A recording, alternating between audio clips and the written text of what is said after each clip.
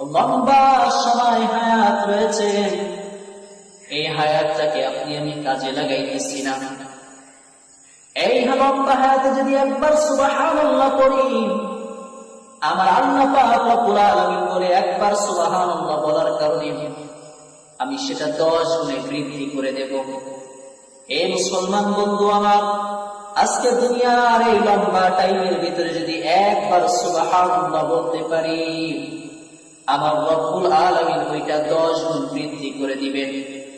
কিন্তু হাসরের ময়দানে এমন একটা দিন আসবে, আরে আমি আমার কৃতকর্মে গুনাহের কারণে যখন জাহান্নামের আগুনের ভিতরে জ্বলব, ওই জাহান্নামীবাসীরা চিৎকার করে বলবে, ইয়া হান্নান ইয়া মান্নান। ওই দিন কিন্তু আমার রব ডাক দিবে না, রব ডাক দিবে না। হাজার বার কোটি কোটি বার ডাক দিবে, কিন্তু আমার রব কিন্তু ওই দিন ডাক শুনবে না। ওই দিন তার ডাকের জবাব দিবে না। ওই দিন ডাকতে ডাকতে ডাকতে এক পর্যায়ে রব বলবে, হে বান্দা কি বলবি বল। ওই দিন ওই আসামি, ওই গুনাহগার ব্যক্তি বলবে, আল্লাহ এই গরমের কারণে, জাহান্নামের আগুনের কারণে তৃষ্ণা পাই, আল্লাহ কলিজাটা শুকায় গিয়েছে, একটু ঠান্ডা পানির ব্যবস্থা করে দেন না। ওই দিন রবের হুকুম কালাম করবে। আমার আল্লাহ ডাক দিয়ে বলবে, হে দুনিয়ার মানুষ, না না না, তুমি কি দুনিয়ার ভিতরে কালাম করো না?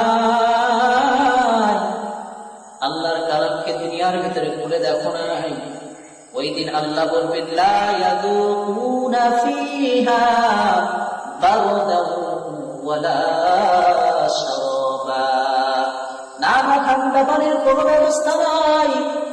চিৎকার মারতে মারতে মারতে মারতে এক পর্যায়ে আমার রব আল্লাহ এমন কিছু পানির ব্যবস্থা করে দিবেন, যে পানি এত তাপ, এমন উৎপন্ন আগুনের মতো গরম। ওই পানির গ্লাসটা যখন মুখের কাছে নিয়ে আসবে, ওই তাপের কারণে মুখের কোষ্ঠগুলো সব বসে বসে পড়ে যাবে।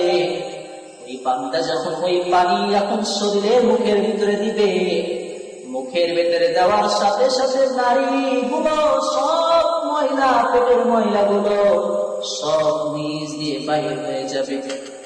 এ মুসলমান, তারপরেও কিন্তু তৃষ্ণা ছাড়বে না।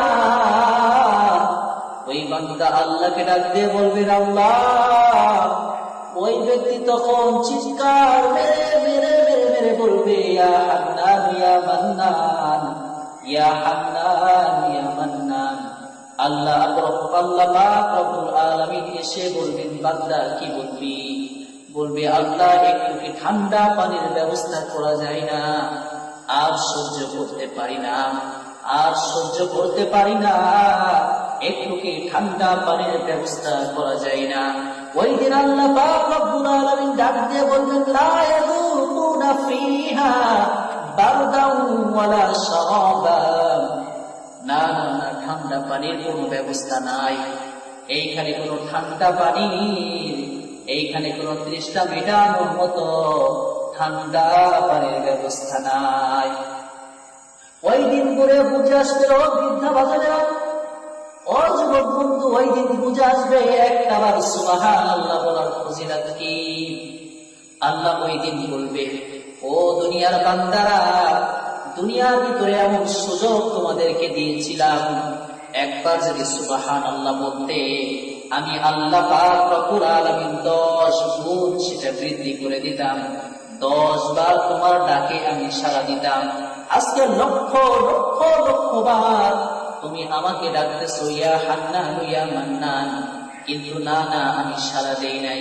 কিন্তু আমি তোমাদের হুকুম দিয়েছিলাম, দুনিয়াতে যদি একবার ডাকতাম, আমি 10 বার তোমার ডাকে সাড়া দিতাম। ওই দিন বুঝে আসবেন, ও বৃদ্ধা বাজারা, ওই দিন বুঝে আসবেন। ও যুবক বন্ধু, ওই দিন বুঝে আসবে। ও পার্শ্ববর্তী আমার মহিলা মারা, ওই দিন বুঝে আসবে। হাসরের ময়দানে দিন বুঝে আসবে, একবার সুবহানাল্লাহ বলার কি ফজিলত।